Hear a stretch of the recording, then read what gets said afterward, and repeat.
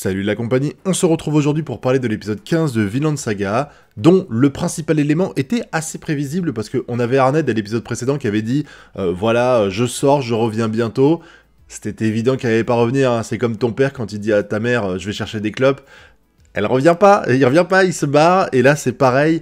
Elle, je savais pas comment ça allait se passer, je me demandais, est-ce que lui allait s'échapper et la choper au passage? Est-ce qu'elle allait participer à l'évasion de Gardar? C'était la grande question. Finalement, c'est un petit peu l'entre-deux, parce que elle va se pointer à l'endroit où il est gardé, on va croiser Serpent, qui a été masterclass dans cet épisode-là. J'ai beaucoup aimé, à un moment donné, il fait flipper, quand il dit retrouvez-le et pas de quartier, enfin si vous le retrouvez, hésitez pas à le buter, on s'en fout. Tu me diras, vu l'hécatombe qu'il fait, je comprends que Serpent, il a un peu les nerfs, là. Et donc, Serpent se barre. Au moment où il quitte le camp, il va croiser Arned qui dit qu'elle veut voir son époux. Lui, il est pas d'accord. Et il a raison de pas être d'accord, parce que c'est une très mauvaise idée. Mais il va laisser un subalterne, j'ai oublié son nom, je suis désolé. Il va laisser un subalterne s'en occuper. Il va dire, Baza, il n'y a plus de chevaux. Donc, ramène-la à pied à la maison. Et l'autre, là, avant de le faire, il va être trop gentil, il va accepter que Arned voit son mari, et ça, c'est encore une fois une preuve dans Vinland Saga que être gentil, ça ne rapporte rien, parce qu'il a voulu lui faire plaisir, et qu'est-ce qui va lui arriver à la fin? Et ben il va faire bouffer la gorge, parce que t'as Gardar qui va être là à dire à sa femme libère-moi, libère-moi, libère-moi. Elle va quand même essayer, hein. Elle va dire oh, je peux pas soigner ses blessures avec ses mains attachées. La blague, rien que ça aurait dû suffire à leur mettre la puce à l'oreille et l'arrêter. Mais bon, ils ont laissé faire. Et lui, à un moment donné, il va bondir sur le garde. Et il va lui arracher la gorge, on peut le dire clairement. Ce qui va faire que il va tomber et mourir. Et elle, on le voit pas, mais on s'en doute, elle a récupéré une dague ou autre pour pouvoir le libérer. Et ça va pas faire plaisir à Serpent, parce que quand il va revenir, il va voir que tout le monde est mort, parce que l'autre, il a été libéré, mais derrière, ceux qui avaient dit, bon, franchement, c'est là que tu vois quand même qu'ils sont un peu concons, c'est, oh, il pleut, on reste à l'intérieur, démerde-toi. Ils sortent, mais c'est trop tard, l'autre est libre, et il va tous les tuer, même s'il va encore une fois se blesser, hein. Et ils vont partir ensemble avec Arned, et là, il y a Serpent qui débarque, et qui voit cette scène où tout le monde est mort. Quand il est énervé, lui, c'est quelque chose, hein. Je sais que c'est... Alors, il a pas une tête de meurtrier, de monstre et tout. C'est arrivé déjà qu'on voit des personnages qui sont des putains de psychopathes, et quand ils commencent à s'énerver, en fait, ça colle avec le personnage. Mais je trouve ça encore plus fort de la part de Serpent.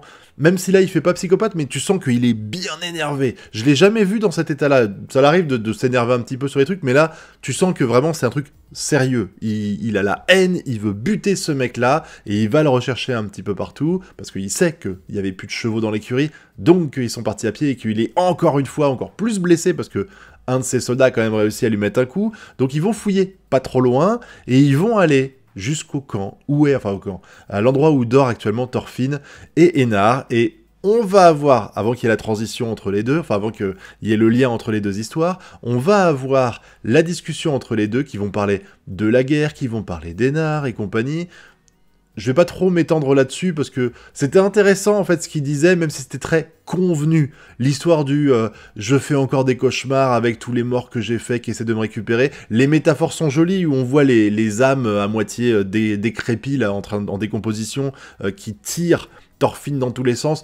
Il y a un peu ça dans l'idée, dans Hell's Paradise, avec la meuf qui voit dans son épée les personnes qu'elle a décapitées, ou qu'elle a tuées même, je sais pas trop s'il y a un peu des deux. Et là c'est cool d'avoir ça, mais c'est juste que j'ai l'impression que c'est un tout petit peu redondant, parce que c'est pas la première fois qu'on le voit. On a eu quasiment tout un épisode qui parlait de ça, il y a pas si longtemps, où on a vu avec Thorfinn qui tombait dans la falaise, et il croisait Askeladd et compagnie. Donc là, retrouver un petit peu le même discours, c'était pas le truc le plus passionnant de l'épisode, faut le reconnaître, mais ça a permis de transition, d'une part pour voir les soldats qui vont venir, parce qu'ils recherchent actuellement Gardar et Einar, qui à mon avis, elle va prendre cher. S'il l'arrête, enfin s'il le tue, elle va douiller sévère. Je les vois pas laisser passer ça, parce que c'est sa faute dans l'idée si les soldats qui étaient là-bas sont morts. Et on a surtout la transition qui va permettre, à mon avis, alors... Il y a des gens, quand je l'ai regardé en live, qui m'ont dit « Ouais, mais c'est évident qu'ils vont aller aux États-Unis, enfin, en Amérique, parce que Vinland Saga, c'est le nom que les... » Alors, je crois qu'ils ont dit que c'était le nom que les Vikings, les gens du Nord, donnaient à la terre de l'Amérique. Moi, j'en sais rien du tout. Tout ce que je sais, c'est que reparler avec insistance de ça en disant il y a une terre dans laquelle il n'y a aucun esclave et aucun marchand d'esclaves ne va, c'est une terre qui est à l'ouest de l'océan, mon ami Leif m'en a parlé il y a très longtemps. Soit dit en passant, c'est quand même marrant que lui parle d'une terre où il n'y a pas d'esclaves en Amérique, quand tu sais la traite des Noirs qu'il y a eu de façon hallucinante à une époque, mais en tout cas pas à la sienne c'est sûr, mais je pense, et je vais peut-être passer pour un con en disant ça, parce que pour vous c'est peut-être une évidence depuis toujours, mais je pense que à la fin de l'histoire, en fait, ils vont partir ensemble en Amérique, enfin pas ensemble forcément, mais il va avoir comme objectif de traverser l'océan et de fonder une colonie en Amérique. Mais bon, je pense que ça c'est pour dans bien longtemps. Toujours est-il que cet épisode 15, je l'ai trouvé cool, même si tout était un petit peu convenu, la façon dont c'est raconté, alors comme j'ai dit, il y a le fond et la forme. Et c'est vrai que le fond était prévisible, à savoir que Enar allait finir par aider Gardar à s'échapper, mais la forme, avec l'autre qui fonce comme un psychopathe sur la gorge du mec et qui le bute là, sous les yeux de Enar qui est un petit peu perdu vis-à-vis de ça, on sent qu'elle sait pas trop comment réagir, parce qu'elle se dit pas je vais t'aider tout de suite, elle chope le couteau, elle lui donne. Il y a tout un dilemme où elle est là, elle bouge pas, elle réfléchit, tu sens qu'elle pèse le pour et le contre, genre est-ce que je dois aider mon ex-mari, enfin, ou mon mari, ça dépend si vous considérez qu'en esclave elle a plus de mari ou autre. Moi j'ai trouvé ça très cool. Maintenant j'imagine que dans le prochain épisode, Serpent il va partir à la recherche de Gardar. Je pense que il va canner.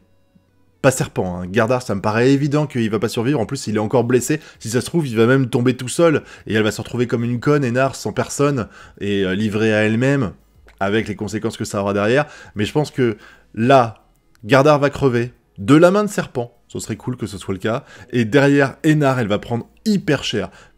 Je sais pas qui c'est j'imagine peut-être Serpent, qui pourrait lui en mettre plein la gueule, peut-être Ketil quand il reviendra et qu'il apprendra ce qui s'est passé, qu'elle a essayé de s'échapper et tout, c'est possible, avec peut-être, je sais pas si elle mourra, mais en tout cas elle perdra le bébé.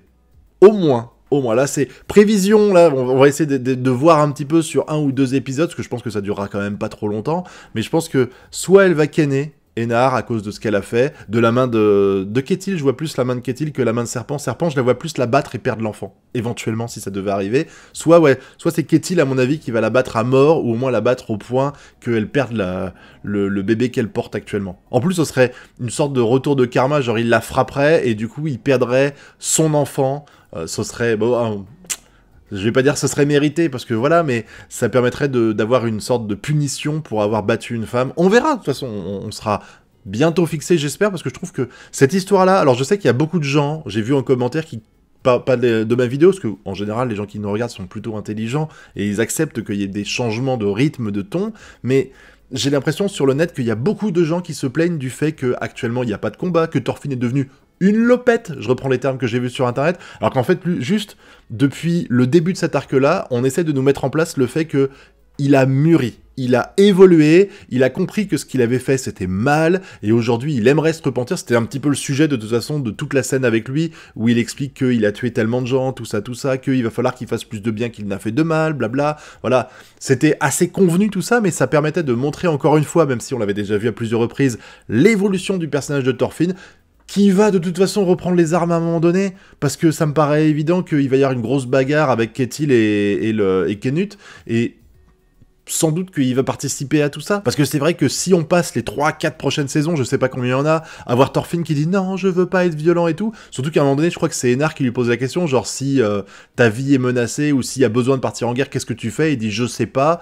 S'il y a un mec qui a un couteau et qui essaie de te buter, si tu restes là impassible, il l'a fait à l'époque quand il y a eu le mec qui voulait buter les esclaves là, mais à l'époque il avait plus aucune volonté de vivre, maintenant il en a une à nouveau, il a des objectifs, donc il peut pas se laisser faire si jamais la guerre sonne à sa porte et que il est en danger de vie ou de mort, ou que ses camarades sont en danger de vie ou de mort, il faut qu'il réagisse. Là il a réagi déjà en empêchant Enar de se battre, même si il y avait autre chose. Quand il dit à Enar, te bats pas, il dit pas à Enar, te bats pas parce que c'est pas bien de se battre. Il dit à Enar, te bats pas parce que c'est futile et tu vas finir par te faire buter, parce que si jamais tu participes au combat, ils te considéreront comme un rebelle et tu seras condamné à mort. Donc c'était plus pour le sauver lui que véritablement pour empêcher moralement qu'il y ait un conflit. Enfin bref, comme je l'ai dit, même si le rythme est assez lent actuellement, je trouve que les épisodes sont cool, hein. Graphiquement c'est toujours très réussi, et puis j'avoue que la scène où il arrache la gorge, la gardarde du soldat, ça m'a complètement choqué. J'ai vraiment kiffé. Vraiment, encore une fois, c'était un très bon épisode. Vinland Saga prend son temps pour raconter une histoire, et dans l'ensemble, il le fait de façon intelligente, c'est pas juste perdre du temps pour rallonger l'épisode inutilement, même si je vous dis, il y a des petits passages avec le dilemme moral de Thorfinn que j'ai trouvé très redondant, mais ça, c'est un détail, c'est un tout petit détail, hein. Je le vois, vous allez dire en commentaire, vous allez parler que de ça, donc non, c'est pas grave, c'est pas un problème pour ça, mais en tout cas, très bel épisode, vivement la semaine prochaine pour voir le prochain, et je compte sur vous maintenant pour me donner votre avis sur cet épisode-là dans la zone commentaire, et puis vous connaissez la chanson, le pouce bleu, l'abonnement et le partage, nous on se retrouve bientôt pour de prochaines vidéos. Tchuss!